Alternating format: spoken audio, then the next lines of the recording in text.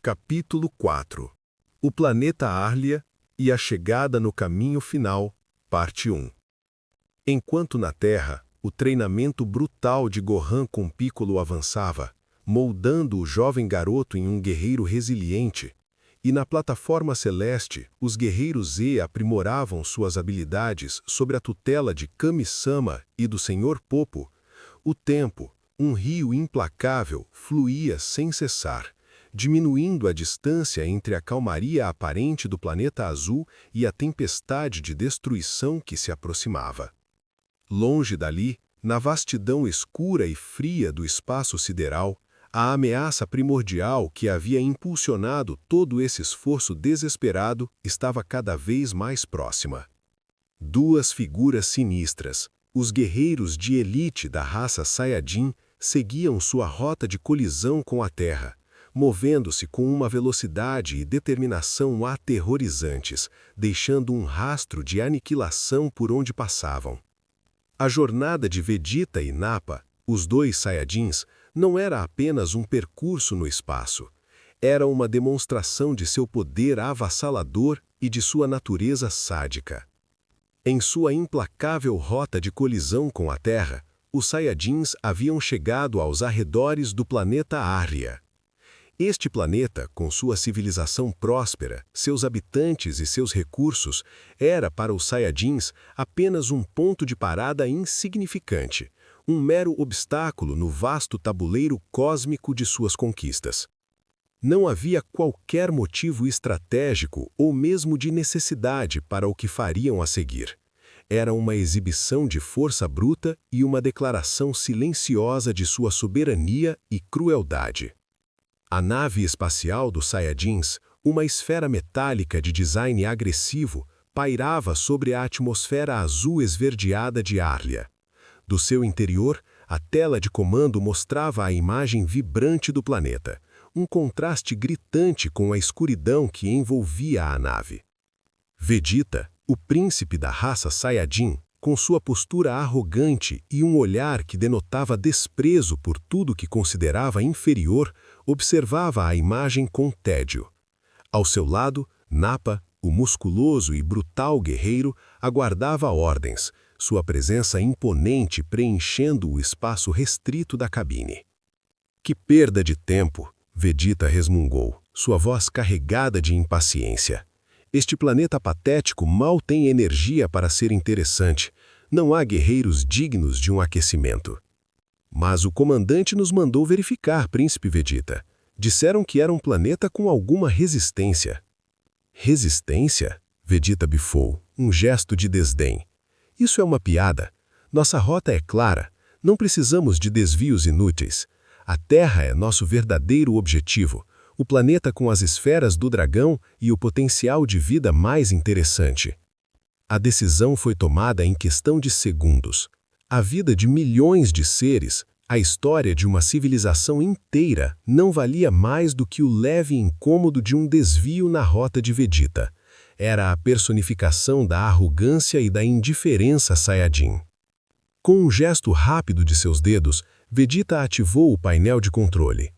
Seus scouters, os dispositivos de comunicação e leitura de poder que cobriam um de seus olhos, não detectavam nada que pudesse sequer arranhar sua armadura. Os habitantes de Arlia eram fracos, insignificantes. Prepare-se, Nappa. Vamos nos livrar deste estorvo. Nappa apenas assentiu, seu sorriso se alargando. Ele conhecia bem o método de Vegeta. A nave se posicionou e dos propulsores de energia, ou talvez de um canhão oculto, uma carga de energia colossal começou a se formar. Não era um ataque focado em um ponto específico, mas uma descarga maciça, projetada para engolir o planeta inteiro. A energia liberada foi uma explosão de Ki tão vasta e poderosa que reverberou pelo vácuo do espaço. O planeta Arlia, antes um orbe azul esverdeado vibrante, foi instantaneamente envolvido por uma luz ofuscante. A atmosfera se rasgou, os continentes se racharam e os oceanos ferveram. As estruturas construídas pelas civilizações de Arlia foram pulverizadas em meros milissegundos. Não houve gritos, nem tempo para resistência, apenas uma aniquilação súbita e completa. O impacto da energia Saiyajin foi tão avassalador que Arlia foi completamente destruído, não restando mais do que uma nuvem de detritos incandescentes e poeira estelar que se expandia lentamente pelo cosmos. O que antes era um lar para milhões de vidas, um ecossistema complexo, transformou-se em um campo de asteroides em formação. Era um testemunho silencioso da capacidade de aniquilação total que esses invasores possuíam. O ato foi uma demonstração de poder e crueldade, sem qualquer tipo de remorso ou razão aparente além de seu caminho. O planeta Arlia foi apagado da existência como se nunca tivesse existido, e a vasta nuvem de detritos era a única lembrança de que um dia houve vida ali. O silêncio do espaço parecia ainda mais pesado, um eco da destruição que acabara de ocorrer. Dentro da nave, Vegeta e Nappa observavam a cena com uma frieza gélida. Não havia triunfo em seus olhos, apenas a confirmação de sua superioridade e a certeza de que seu destino era a conquista. Para eles era apenas mais um planeta eliminado, um obstáculo trivial varrido para dar lugar à sua passagem. Limpo, Vegeta disse, com um tom de voz que não continha emoção, como se tivesse limpado uma mancha de sua bota. Continuemos. A Terra é o próximo alvo. Não podemos perder mais tempo. A nave dos Saiyajins retomou sua trajetória, acelerando pelo espaço em direção ao sistema solar da Terra. O rastro de desolação que deixavam para trás era um presságio sombrio do que aguardava o planeta azul. Cada milha que percorriam diminuía a contagem regressiva para a colisão inevitável. A destruição estava a caminho, personificada naqueles dois guerreiros implacáveis, e o tempo para se preparar estava se esgotando rapidamente para os habitantes da Terra. O ato de destruir Arlia serviu como um lembrete cruel da força esmagadora dos Saiyajins. Eles não eram apenas inimigos, eram uma força da natureza, uma tempestade cósmica que varreria qualquer resistência. A Terra, com sua tecnologia limitada e seus guerreiros, por mais fortes que fossem, não tinha ideia do verdadeiro poder que estava prestes a aterrissar em seu solo. Enquanto Goku corria desesperadamente pelo caminho da serpente e seus amigos e filho treinavam com todo o empenho, o destino de Arlia era um aviso macabro do que poderia acontecer se eles falhassem. A brutalidade de Vegeta e Nappa era ilimitada, e sua aproximação era a sombra de uma aniquilação iminente que pairava sobre a humanidade. A cada momento que passava, a energia dos Saiyajins se tornava mais clara para os seres capazes de senti-la. Embora a plataforma celeste e o deserto de Gohan estivessem distantes do local de Arlia, a vibração de tal poder cósmico, mesmo que fraca, era uma confirmação da crescente ameaça. Kami-sama, em sua meditação, sentia a maldade e a força bruta se aproximando. Piccolo, por sua vez, enquanto treinava Gohan, sabia que o tempo estava se esgotando rapidamente. A destruição de Arlia era uma prova silenciosa de que a Terra era apenas o próximo alvo em uma lista de planetas condenados. Capítulo 4. O planeta Arlia e a chegada no caminho final. Parte 2. Enquanto a fumaça estelar do recém-destruído planeta Arlia se dissipava lentamente na imensidão cósmica, um testemunho silencioso da impiedosa marcha dos Saiyajins em direção à Terra, Son Goku continuava sua corrida incansável pelo caminho da serpente. Sua jornada era um túnel de luz e escuridão, uma ponte etérea que se estendia por 1 milhão de quilômetros através do outro mundo, conectando o reino de Ema Daiô ao domínio do lendário Senhor Kaio. Por 6 longos meses, Goku havia mantido um ritmo incessante, seus passos ecoando na solidão daquele caminho infinito. A monotonia e a distância eram desafios tão grandes quanto os perigos esporádicos que ele encontrava em seu percurso. Sua mente estava fixada em seu objetivo, dominar as técnicas que o tornariam forte o suficiente para proteger seu filho Gohan e seus amigos, e para vingar sua própria morte e a ameaça que pairava sobre a Terra. A cada passo, Goku sentia a gravidade sutil do outro mundo, um peso diferente do que conhecia na Terra, mas que ainda assim exercia sua força sobre ele. A energia vital, o Ki, que ele possuía, era um motor que o impulsionava, mas mesmo sua resistência Saiyajin terráquea era testada ao limite. Ele havia superado a fadiga muscular, a exaustão mental da repetição e a estranheza de estar em um plano além da vida. A determinação em seus olhos jamais vacilou, pois ele sabia que o tempo era seu inimigo mais implacável. Os Saiyajins estavam se aproximando e ele precisava estar pronto. Após o que pareceu uma eternidade, um vislumbre surgiu no horizonte distante do caminho da serpente. Não era o fim do caminho como ele imaginara, uma plataforma ou um portal, mas sim um pequeno ponto de luz. Conforme Goku se aproximava, o ponto crescia, revelando-se um pequeno planeta, pairando em um equilíbrio precário no topo do caminho da serpente, como uma cereja no topo de um bolo cósmico. Era um orbe minúsculo, de cor azulada, aparentemente insignificante em comparação com a vastidão do espaço que Goku havia cruzado. Um sentimento de alívio e expectativa tomou conta dele. Finalmente, ele havia chegado ao seu destino. Com a energia renovada pela proximidade de seu objetivo, Goku reuniu suas forças e executou um salto final, impulsionando-se do caminho da serpente em direção ao pequeno planeta. Seus pés pousaram suavemente na superfície. No entanto, a suavidade do pouso foi imediatamente contraditada por uma sensação esmagadora. Assim que seus pés tocaram o solo, uma força invisível e poderosa o puxou para baixo com uma intensidade brutal. No momento em que ele pousou, ele sentiu um peso esmagador sobre seus ombros. O que é isso?" Ele ofegou, seus joelhos quase cedendo sob o peso repentino. Seus músculos gritaram em protesto, e ele sentiu como se tivesse pesos invisíveis amarrados a cada um de seus membros. A gravidade ali era incrivelmente alta, uma condição que desafiava sua compreensão e sua experiência prévia. Apesar do tamanho diminuto do planeta, sua força gravitacional era muitas vezes superior à da Terra e talvez até mais forte do que alguns planetas conhecidos pela raça Saiyajin. Essa era uma surpresa considerável para Goku, que nunca havia experimentado uma pressão tão intensa.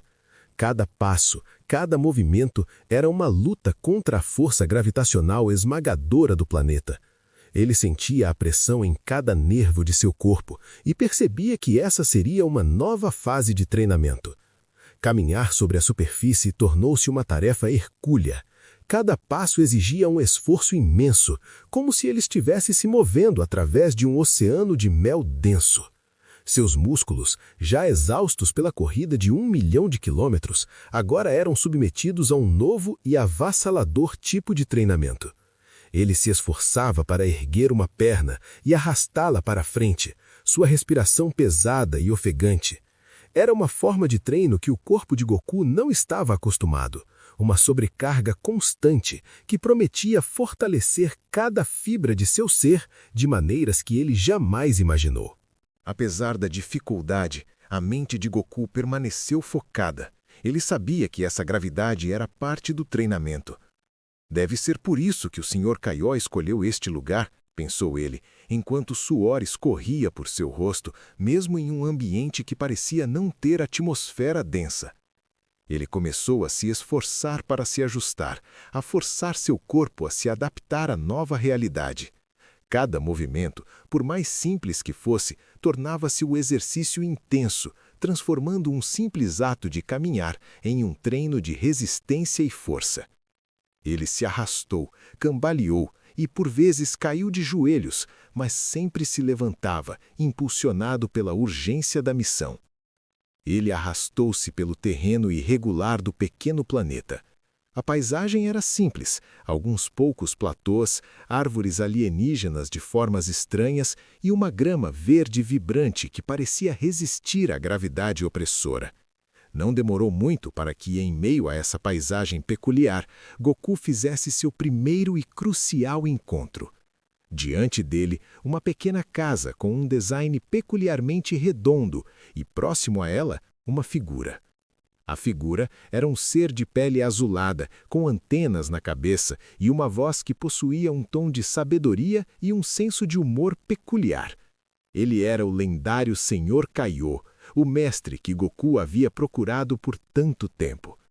Ao lado do Sr. Kaiô, pulava e agitava-se seu inseparável macaco de estimação, Bubbles. Bubbles era um macaco com a pelagem avermelhada e um olhar astuto, que parecia se mover com uma leveza inacreditável, considerando a gravidade do planeta, algo que Goku notou imediatamente com admiração e um toque de frustração. "Olá, Son Goku", disse o Sr. Kaiô, sua voz calma, mas com um toque de diversão, como se esperasse a chegada de Goku há muito tempo. "Você finalmente chegou. Imaginei que demoraria um pouco mais, mas sua persistência é notável. Ou talvez você esteja apenas desesperado." Goku, ainda ofegante, tentou se endireitar, mas a gravidade o forçava para baixo. "Senhor Kaiô, é você? Eu sou Son Goku. Eu vim para treinar. Os Saiyajins, eles estão vindo. Precisamos nos apressar." A urgência era palpável em sua voz. O Sr. Kaiô, com um sorriso enigmático, não demonstrou a mesma pressa.